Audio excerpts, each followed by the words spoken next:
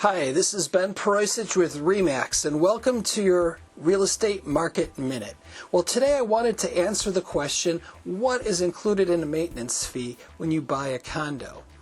And I wanted to cover all of the typical things that are covered, but I also want to go over one special category that nobody thinks about when they buy a condo. So first of all, some of the typical things that are covered are your exterior maintenance. So you're talking about things like the roof, the gutters, the siding, not the windows. The windows are too expensive, so the associations normally put that back onto this homeowner. And you're talking about lawn care of the common areas, snow removal, trash removal. And in some cases, like on the Gold Coast, you're talking about water and sewer and heat and electric that's also included. But the one category that nobody thinks about is the reserve fund. Now, what's a reserve fund? It's like the savings account for the association.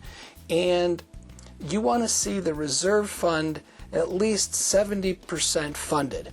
And they're trying to get to a number that is going to cover all the capital expenditures in the future. So they determine, with the help of the management company and maybe a consultant, what it's going to cost in the future to replace the roof, to replace the boiler, to replace the concrete driveways. And they want to make sure that they have enough money budgeted for those items.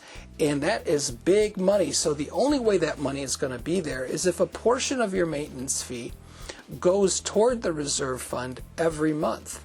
So you want to see that reserve fund funded at least 70% of the required amount. Experts have determined that if it is funded at less than 70%, the association is probably going to come back to you, the unit owner, and ask for a special assessment so that that roof can be replaced or that driveway could be replaced. So it's a very important category to investigate when you are looking at condos. And that's your Real Estate Market in a Minute. I hope you found the information helpful, and if you did, remember to like, share, and subscribe. This is Ben with RE/MAX, and I'll talk to you soon.